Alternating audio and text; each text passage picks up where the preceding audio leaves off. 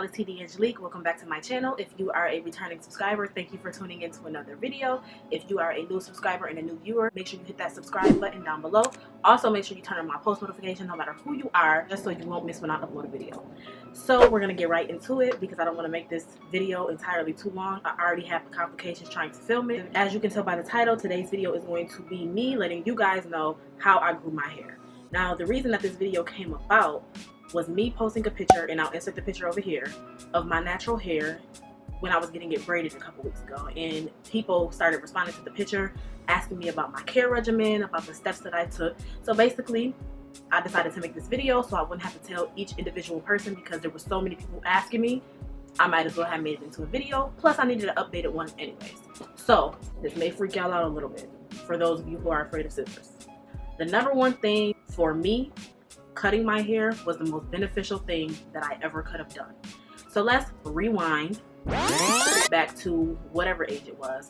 I was a dancer and I would sweat my hair out a lot. I don't remember what age I got my first perm. I could not tell you, but I remember getting perms all the time. And I got perms all the way up until I was in high school because it was just too much to have to deal with my hair constantly sweating all the time. So I got perms. So what basically made me cut my hair was in high school, I wore a lot of hairstyles that consisted of brown gel and a lot of tight hairstyles because I was on the drill team. I also danced, so I had a lot of hairstyles that consisted of a lot of tension, a lot of pulling. So I want to say sophomore year, I took my hair down and straightened it, and one of my sides was longer than the other one. So that pretty much is what started the whole cutting my hair thing. And it may not be a big chop to a lot of people, but for me it was a big chop because I always had long hair even prior to my hair falling out. Well, sophomore year going into junior year, during the summer I had cut my hair into a bob, and I'll try to insert a picture here, and that was that. I continued to get perms. Then eventually I wanted to go shorter, so I still had a bob, but I literally shaved the entire back of my hair off. Now when I tell people this, they're literally like, what? You shaved your hair?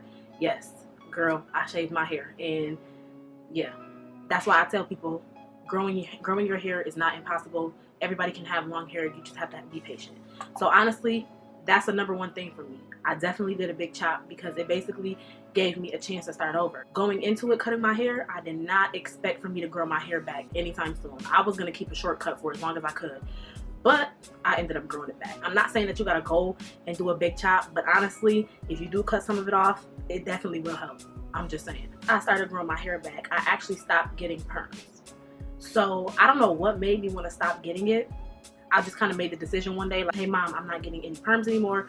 Okay, whatever. I'm not gonna lie. Coming from relaxed hair to natural hair was one of the most difficult tasks I have ever put myself in. Like that point where the permed hair and the natural hair, when they meet, it's tough to get a comb through it. One of the toughest things ever. Okay, if you're going to try to go natural, just beware that it's gonna be rough for a little while until you decide to either cut it off, or you don't have to do a big chop, but you can cut it off little by little by little. But for me, I'm very impatient, so I said nah, it's over. Once I started to grow my hair back, I started to look up and search for healthier hair products that I could use in my hair because back in the day, we didn't really pay attention to the natural hair products, to be honest. There wasn't, that whole natural thing didn't come about until after the fact. So I started doing a whole lot of research. I started buying curly girl hair products. I became a product junkie for a very long time, and that is the only reason that I'm so knowledgeable about hair products, is because I was a hair junkie. Sometimes being a hair junkie is good.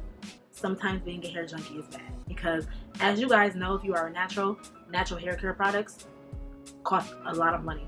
Because I did so many trial and errors, I literally found what works for me, and eventually I just found the things that I really liked and stuck with them. This is one of the most important things that I'm going to say on this video. Okay, so I need y'all to take a pen, paper, mental notes in your phone, whatever. You have to deep condition at least once a week. You can buy deep conditioning mask, put it on your hair for however long. You can use regular conditioner and put a cap on it, or sit under a dryer with regular conditioner. Whatever you do, make sure that you deep condition at least once a week. I cannot stress this enough. Deep conditioning is one of the most essential parts of being a natural. During that process of me growing my hair back and me becoming a natural, now this is all the way when I got to college, me becoming a natural, I really didn't use a lot of heat on my hair. I tried to find styles and ways that I could do my hair without having to straighten it, without even having to blow dry it. I did that for a very long time. Now don't get me wrong, my twist outs, my braid outs, my Bantu knot outs, they used to look a mess. I'm not even gonna lie. Like, it really took me a long time to master, and I'm still mastering certain natural hairstyles, but definitely I went a long time with no heat. I want to say, I can't even remember how long I went without using heat. I did a lot of protective styling. That means I did a lot of weaves, I tried wigs, I did twists, I did braids, I did a lot of buns, because with buns, I consider that a protective style, because in a bun, you hide your ends within the bun, which protects it from the outside element. I still wear weave till this day. People still ask me, like, why do you wear weave? And I'm like, because it's 10 times easier than trying to fuss with my hair. Protective styling, that's also very important. You have to trim your hair. I literally used to trim my hair as much as I needed it, because when you wear your hair in a natural state, your ends tend to get a little bit more rough a lot more quickly than if you wear your hair straight. For me, a lot of hairstylists, or a lot of people might say, at least clip your ends twice a year. Sometimes you may have to do it more if you choose to. If you want to do it twice a year, that's up to you. Make sure you're doing it regularly, because your ends is the oldest part of your hair, so it's more susceptible to breakage. So that's pretty much what I did. I kept up with my trimmings. I really have to stress this. I have to stress all of this. I can't keep saying that, because all of this is very important for me anyways. Less manipulation.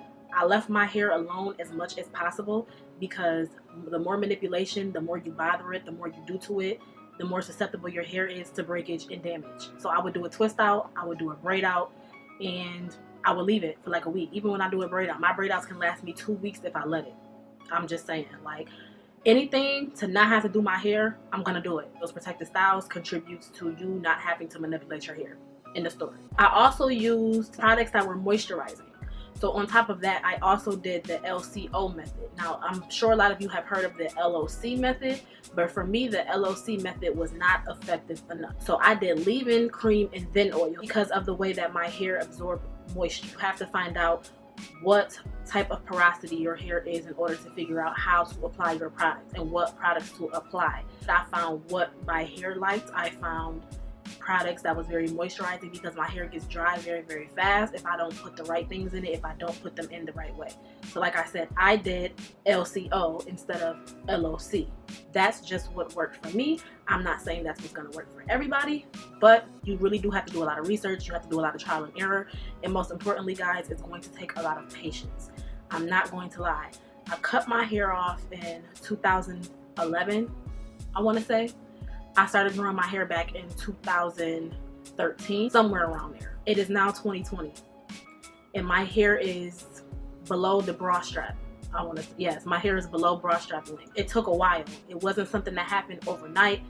Again, I did have longer hair before I cut it. However, it still was not as long as it is now. This is the longest that my hair has ever been. Patience is key. Hard work is key.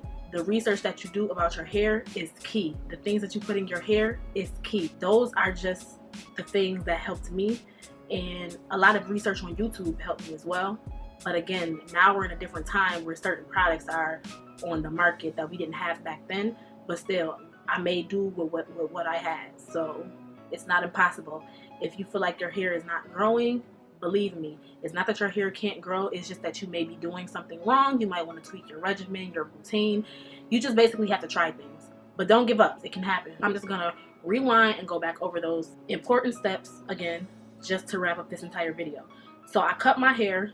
I did a big chop, so to speak. I used healthier products. I deep conditioned weekly. I went a long time without using heat. I did a lot of protective styling. I trimmed my hair as needed. I left my hair alone, less manipulation. I used products that were moisturizing, and I also did the LCO method. Pretty much that's really it for this video. I did want to share with you guys the tips that did help me grow my hair back, and I hope that those tips are things that you guys can take with you. If you would like to see anything else related to natural hair, the products that I use, the products that I recommend, just leave me a comment down below in the comment section, and I'll do that video for you guys.